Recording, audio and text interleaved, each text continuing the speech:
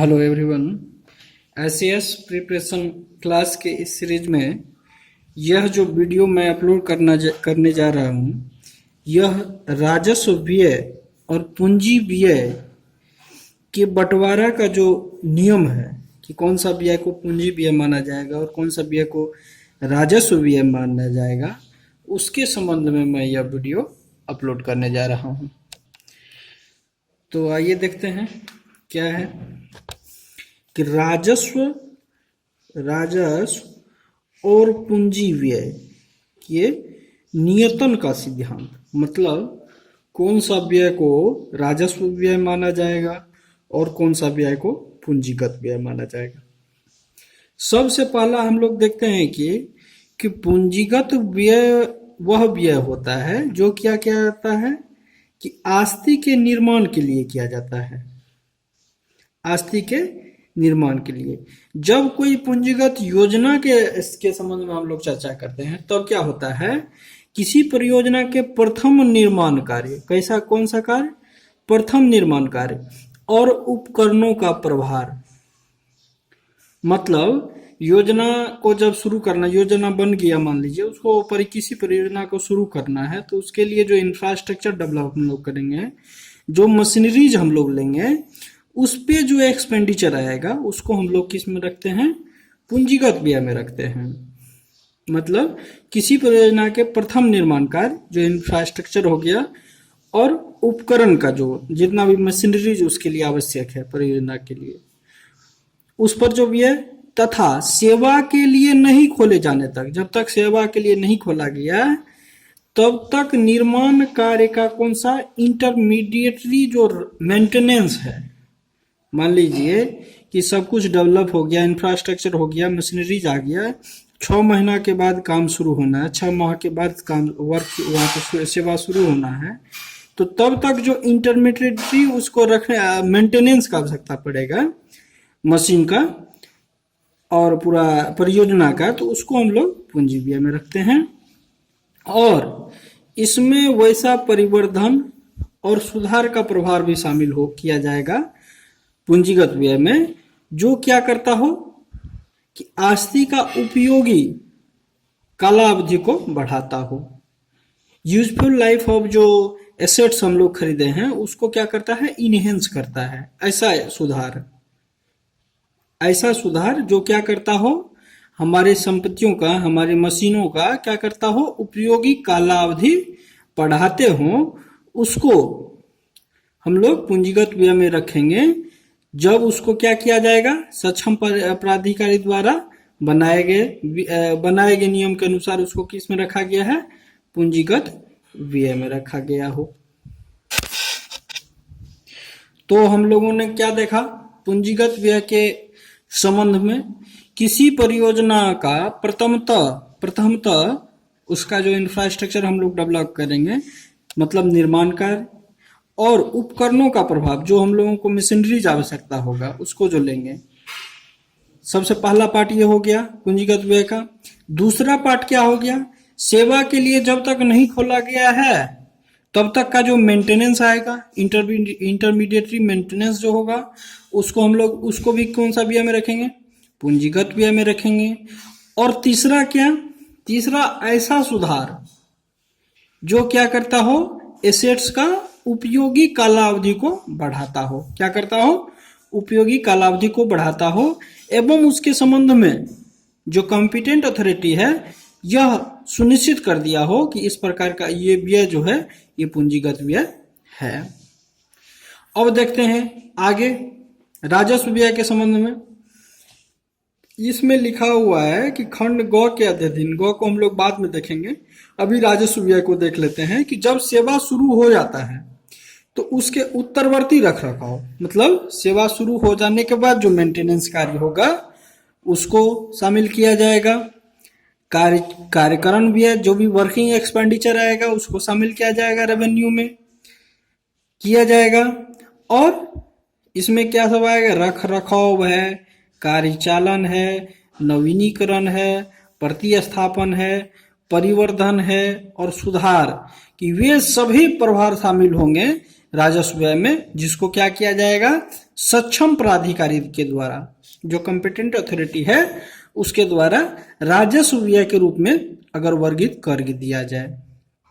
तो क्या समझे, राजस्व व्यय के संबंध में हम लोग क्या समझे कि जब सेवा शुरू हो जाता है किसी परियोजना में, सेवा का आरंभ होने के बाद उत्तरवर्ती रख रखाव जो सब्सिक्वेंट मेंटेनेंस चार्ज है वह हो गया। उसके बाद वर्किंग एक्सपेंडिचर जितना भी आएगा उसको हम लोग किस में रखेंगे, रेवेन्यू एक्सपेंडिचर में रखेंगे। और इसमें इसके अलावे इसमें और भी रख रखाव, कार्यचालन वर्किंग एक्सपेंडिचर, जो रिनोवेशन होता है वो, या रिप्लेसमेंट होता है, या उसका एनहांसमेंट, या कोई ये रिपेयरमेंट उसमें किया जाएगा, सुधार किया जाएगा। और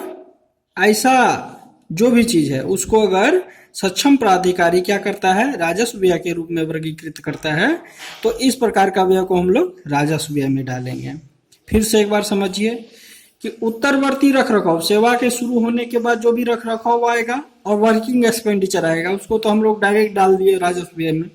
और भी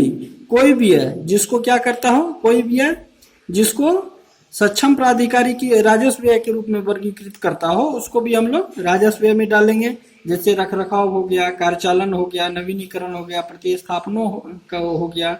परिवर्धन हो गया। तो इस सब का अगर व्यय है और उसको क्या किया गया है, सक्षम प्राधिकारी डाल दिया है राजस्व व्यय में, मंजूर कर लिया है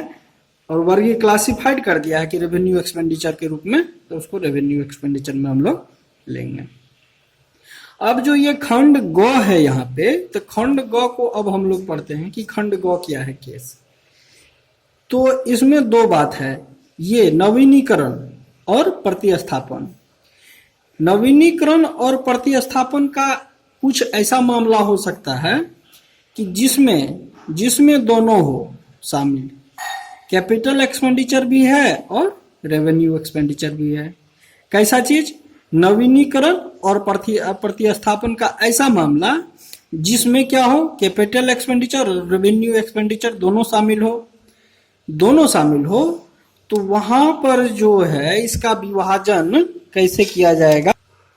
हाँ, तो उसमें उसका विभाजन इस सिद्धांत के अंतर्गत होगा। क्या सिद्धांत है उसके लिए, प्रथमतः पूंजीगत अनुदानों से सृजित की गई आस्तियों, मतलब क्या कि अगर कोई परियोजना है उसको सबसे पहले क्या किया गया है, पूंजीगत अनुदान के रूप में उसको सृजित किया गया है, अनुदान से वो सृजित किया गया है, तो उसमें कुछ व्यवस्था किया जाएगा कि प्रथमतः पूंजीगत अनुदानों से सृजित की गई आस्तियों की समस्त क्षतियों, जितना भी क्षति होगा उसका मूल्य ह्रास होगा, उसका प्रतिस्थापन का समुचित व्यवस्था हम लोग किससे करेंगे, किससे करना चाहिए, रेवेन्यू से करना चाहिए, राजस्व व्यय से होगा।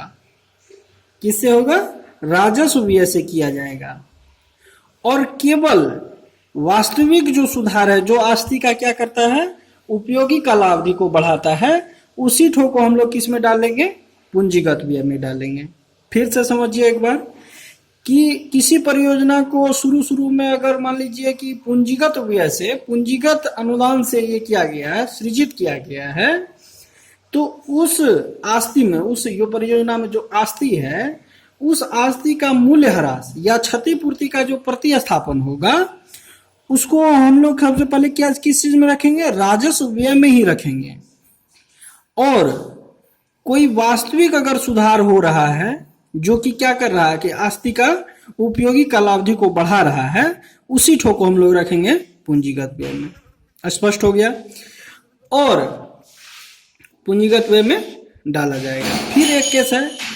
कि अगर सरकार ऐसा जो रिनोवेशन है और ये है क्षतिपूर्ति है, उसके लिए अगर कोई वाणिज्यिक विभाग या वाणिज्यिक उपक्रम है, उसके लिए अगर कोई निधि स्थापित कर देता है सरकार किसी आदेश से, क्या करता है, जहां सरकार किसी विशेष आदेश के तहत किसी वाणिज्यिक विभाग या उपक्रम के आस्तियों के नवीकरण के लिए कोई नवीकरण या प्रतिस्थापन निधि स्थापित कर देता है, तब क्या होगा कि निधि निधि तो ये राजस्व स्वरूप का है कि राजस्व जो नवीनीकरण के लिए और प्रतिस्थापन के लिए स्थापित किया गया है निधि। और पूंजीगत व्यय तो हम लोग देख लिए कि जो उपयोगी कालावधि को बढ़ा रहा है। अगर कोई एक्सपेंडिचर उपयोगी कालावधि को बढ़ा रहा है तभी उसको पूंजीगत व्यय में हम लोग डालेंगे। और अगर निधि स्थापित कर दिया गया है तो इसका ये मतलब नहीं है कि सारा फंड जो हम लोग सारा जितना भी ये होगा हम लोग प्रतिस्थापन होगा नवीकरण होगा उसको हम लोग पूंजी निधि से ही कर ले प्राप्त, ऐसा नहीं करेंगे। उसमें क्या है कि तब निधि और पूंजीगत व्यय के बीच, पूंजी और निधि के बीच प्रभार जो हम लोग ये कर रहे हैं नवीकरण कर रहे हैं और प्रतिस्थापन कर रहे हैं उसका जो प्रभार होगा उसको पूंजी और निधि के बीच इस प्रकार बांटा जाएगा कि एक और अति ज्यादा पूंजीकरण नहीं हो और दूसरी तरफ क्या हो अति आहरण ना हो। ये दोनों चीज को हम लोग से को बचना है, दोनों चीज से। तो क्या समझे, जहां किसी विशेष आदेश के तहत सरकार जो है किसी वाणिज्यिक उपक्रम के लिए क्या करता है, वाणिज्यिक उपक्रम के लिए एक नवीकरण या प्रतिस्थापन निधि स्थापित कर देता है सरकार। तब क्या होगा,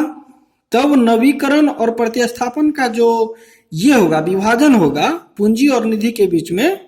वह किस आधार पे होगा कि एक और पूंजीकरण ज्यादा ना हो, अति पूंजीकरण से बचा जाए और दूसरी ओर अति आहरण से भी बचा जाए। और अब देखते हैं आगे वाला चौथा,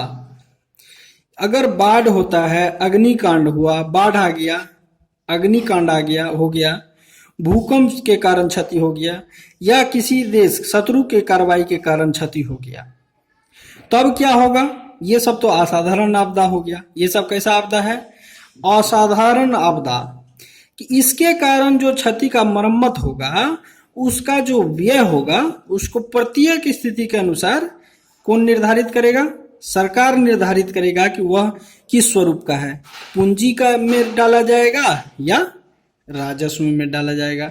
फिर से समझेंगे, किसी भी असाधारण आपदा से हुए क्षति, जैसे हो गया आपको बाढ़ हो गया, अग्निकांड हो गया, भूकंप हो गया, शत्रु की कार्रवाई हो गया, ये सब से होने वाली क्षति को पूर्ति करने के लिए जो व्यय किया जाएगा तो उसको राजस्व या पूंजी के रूप में किसके अनुसार डाला जाएगा, प्रत्येक के स्थिति के अनुसार सरकार का जो ये आदेश होगा उसके अनुसार डाला जाएगा, उसके अनुसार। अब पांचवा देखते हैं कि अस्थायी आस्ति जो टेम्पररी एसेट्स है कोई, उस पर किए गए सभी व्यय को हम लोग किस में नहीं रख सकते हैं, पूंजी व्यय में उसको नहीं डाला जाएगा। कब तक नहीं डाला जाएगा, जब तक C&AG जो controller and auditor general of India है उसके द्वारा उस व्यय को पूंजीगत रूप में प्रख्यापित नहीं किया गया हो। क्या समझे, फिर से समझिए इसको कि अस्थायी आस्ति पर किया गया कोई भी व्यय को पूंजी व्यय में तब तक नहीं डाला जाएगा जब तक कि कैग ऐसा करने के लिए ना कहे। मतलब कैग अगर किसी अस्थायी आस्ति पर किए गए व्यय को पूंजीगत व्यय मानता है तब ही डाला जाएगा। क्या केस है, अगर कैग मानता है कि किसी अस्थायी आस्ति पर किया गया व्यय पूंजीगत व्यय है तभी उसको पूंजीगत व्यय में डाला जाएगा, नहीं तो नहीं डाला जाएगा। एक बार क्विक रिवाइज हम लोग देखते हैं इसका। क्या टॉपिक था हमारा, कैपिटल एक्सपेंडिचर और रेवेन्यू एक्सपेंडिचर के बीच जो है बंटवारा का नियतन जो है उसका सिद्धांत। तो पहला हम लोग क्या देखे कि प्रथम निर्माण का कार्य और उपकरण, पहले जो सब कुछ लगता है किसी परियोजना को स्टार्ट करने में, उसको हम लोग डालेंगे किसमें, पूंजीगत व्यय में। और भी अन्य कोई व्यय जिसको सक्षम पदाधिकारी द्वारा पूंजीगत व्यय माना गया है उसको डाला जाएगा। दूसरा, सेवा शुरू होने के बाद रख रखाव, मरम्मत, देखरेख और मामूली प्रतिस्थापन व नवीकरण का जो व्यय होगा उसको हम लोग किस में डालेंगे, राजस्व व्यय में डालेंगे। तीसरा तो हम लोग देख लिए क्या कि नवीकरण और प्रतिस्थापन का वैसा मामला जहां पे दोनों चीज शामिल है, पूंजीगत व्यय भी शामिल है और राजस्व व्यय भी शामिल है, तो वहां पर क्या किया जाएगा, वहां पर किया यह जाएगा कि पहले अगर कोई ये है एसेट्स है जिसको कि पूंजीगत अनुदान से सृजित किया गया है, किससे सृजित किया गया है, पूंजीगत अनुदान से सृजित किया गया है, उसका भी सारा जितना भी मूल्यह्रास होगा और क्षतिपूर्ति होगा, उसका व्यवस्था किससे होना चाहिए? राजस्व से होना चाहिए। बस वही ठो खर्च को रखे, व्यय को रखा जाएगा पूंजीगत में, जो क्या करता हो? आस्ती का उपयोगी कालावधि बढ़ाता हो। और फिर एक दूसरा केस भी है, अगर सरकार निधि का स्थापना कर देता है, किसी कमर्शियल अंडरटेकिंग के लिए निधि स्थापित कर देता है राजस्व, ये क्षतिपूर्ति के लिए, तब निधि और पूंजी के बीच में जो ये नवीकरण और प्रतिस्थापन का बंटवारा इस प्रकार से किया जाएगा कि एक और पूंजीकरण से अति पूंजीकरण से बचा जाए और एक और अतिआहरण से बचा जाए। चौथा बात क्या था कि असाधारण परिस्थिति आपदाओं से हुए क्षति का पूर्ति जो होगा वह सरकार के अनुसार होगा कि राजस्व का है या इसका है, पूंजी का है। और उसके बाद अस्थायी आस्ति पर जो व्यय होगा उसको हम लोग मेनली डालेंगे राजस्व में ही, उसको पूंजी में तभी डाला जाएगा जब क्या ऐसा करने के लिए कहेगा। Thank you.